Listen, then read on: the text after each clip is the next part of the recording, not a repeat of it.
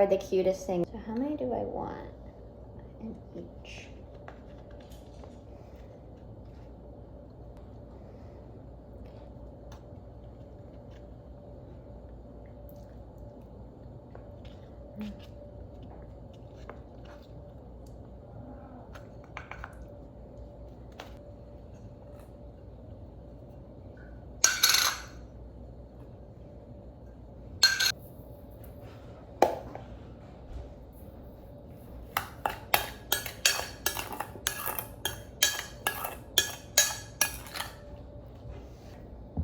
Uh-huh. Yeah. Final pairing, there's a one-shot, so Kloo has a one-shot lead.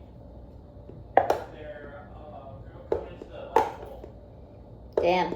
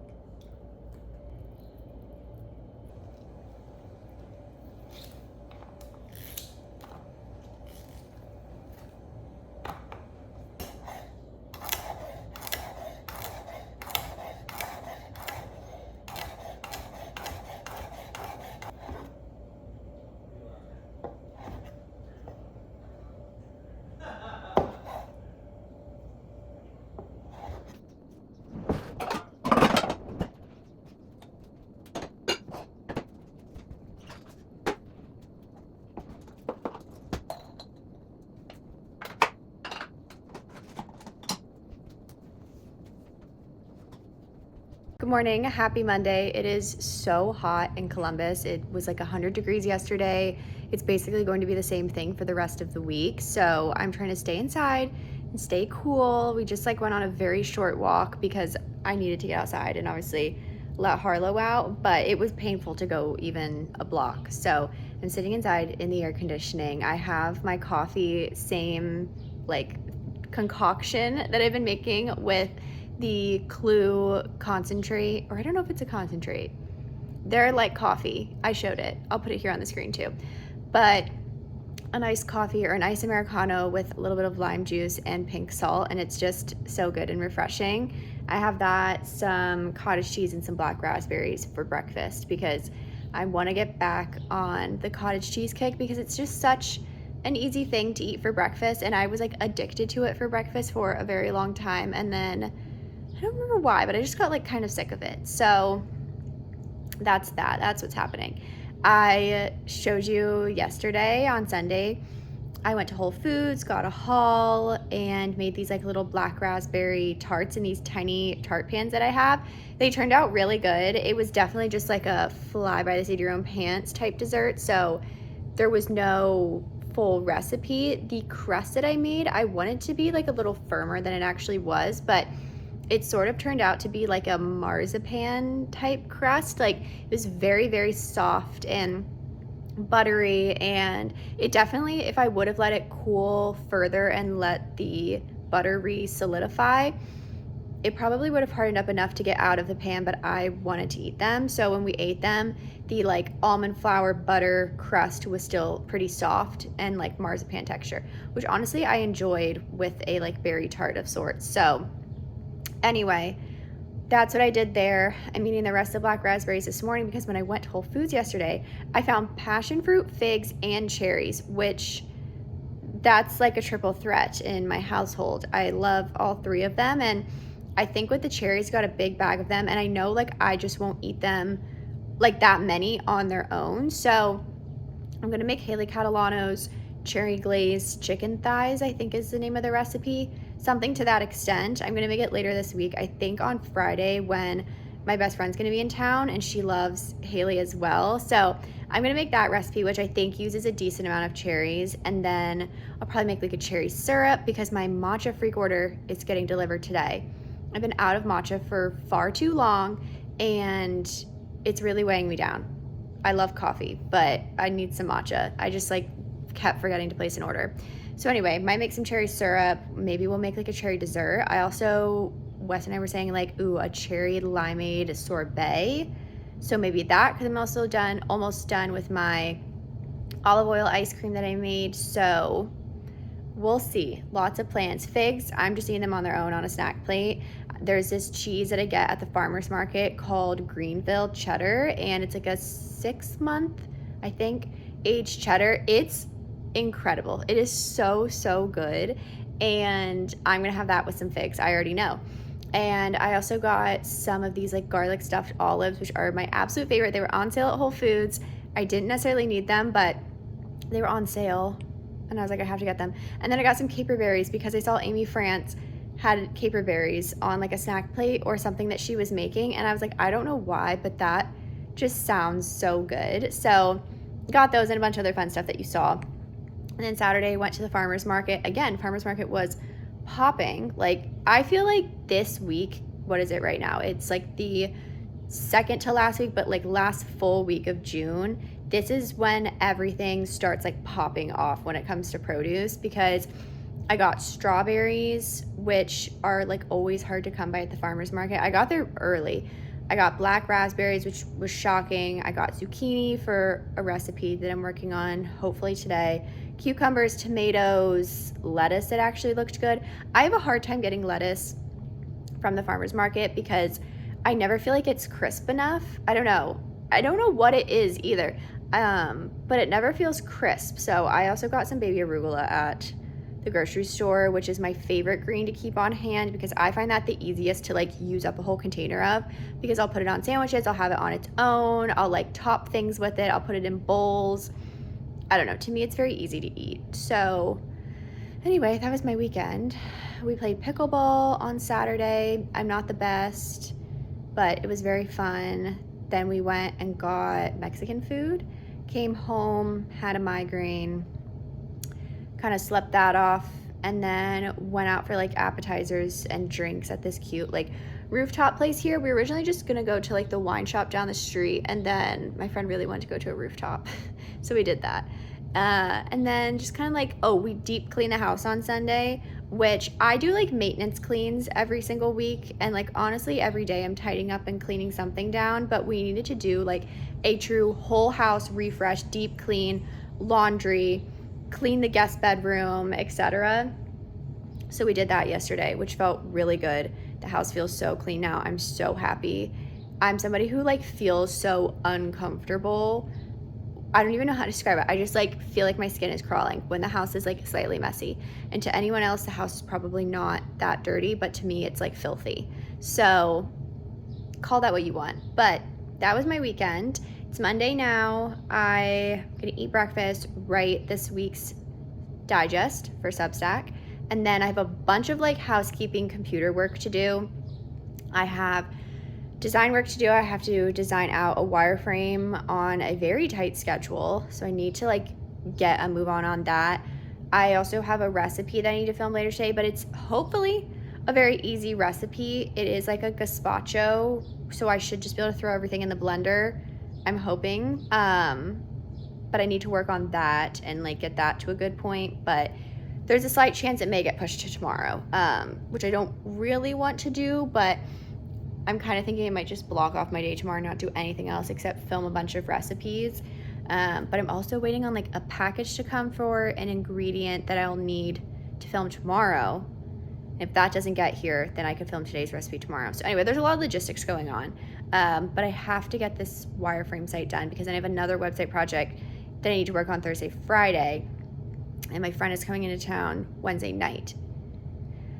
So anyway, it's a very busy week. I actually don't know how I'm gonna get it all done. I am slightly overwhelmed, but very, very grateful, obviously, to be in a position where I can feel overwhelmed by people wanting to work with me, and being self-employed, I think, is just a crazy feeling that I always need to think about a little bit more when I get stressed. Is I'm one person doing all of this, and the fact that there's enough work and enough people that want to work with me and talk to me and whatever else, that I feel overwhelmed is crazy. Do I like feeling overwhelmed? The actual feeling of it? No. But am I grateful for the source of all of it? Yes. So I'm just trying to power through it this week. I feel like I'm gonna have a lot of late nights.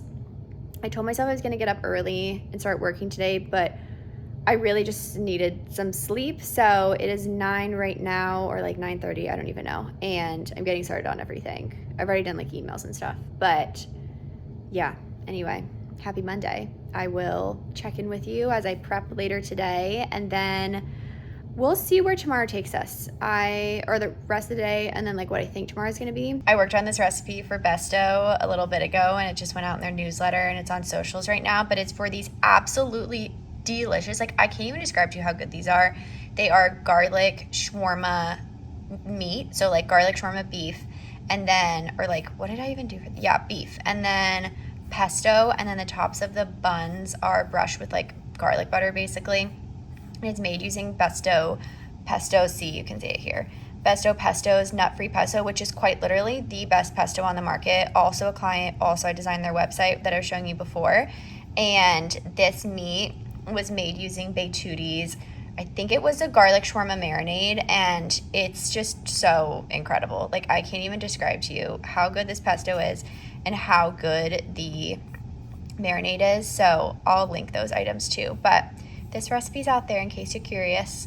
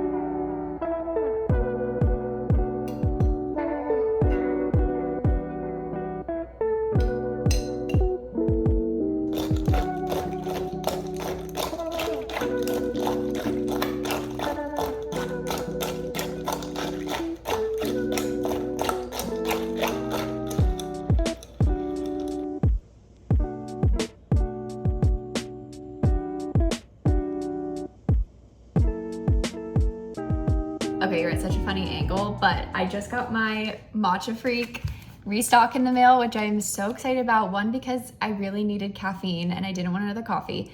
Two, like I was saying, I haven't had matcha at home in what feels like so long. So I'm very excited. I get the 100-gram bag of Matcha Freak. This is their updated packaging, which is just absolutely gorgeous. But this bag lasts me a long time, even though I do drink like one a day, and I use what do I use now? Like 3 to 4 grams. So it lasts a long time. And I mean, it's absolutely delicious. I don't think there's a better matcha on the market, I'm going to be honest. I keep it in the fridge, which I learned from my friend Hannah. I didn't know that was a thing. But I do that. And yeah, but Katie, who owns Matcha Freak, has become one of my really good friends, and she's just the coolest person on the planet. But she released these like summer essential kits with Bink and minor figures. So you get a container of oh my gosh, I can't talk. You get a container of minor figures, you get a Bink bottle, and you get, I forget if it's a smaller tin of this same one or if it's a ceremonial blend, but I'll link it. You get all that, and I think it's like $55 or something. Amazing deal. But I just ordered this in my order, and she sent me a new Bink too, and I'm so excited because I am obsessed with my Bink bottles. I use them all the time. I have a big one and I have a small one, and look, this color is so freaking cute. What color name is this? I don't know what the name is. Anyway, this is the New Day bottle. I have this in blue, and then I have a bigger guy in, I had to pull it out of the dishwasher, but I also have this bigger guy in orange, and I fear it's the only water bottle that I use. So I love them, and it's funny because Wes was just saying that he wanted a Bink, so now we have 2 tiny ones that we can share. Thank you, Katie. She also sent me, which like, I'm gonna cry. I have like the nicest friends, this mug. Are you kidding me? She launched this mug. It's a special collaboration with a Portland ceramicist, which I'll put their name here because I'm blanking, but I have been wanting one of these mugs, and she just included it in my box, and I'm gonna cry. But it's absolutely beautiful. I don't know if you can see it in this lighting, but it says Matcha Freak on the bottom with their little logo. And then she also sent me a sticker and this little keychain, which is going on my keys immediately. So I just had to show that because I'm like so thankful. This made my entire day. I was kind of having a stressful moment, but I'm gonna make a matcha and finish up some recipe work.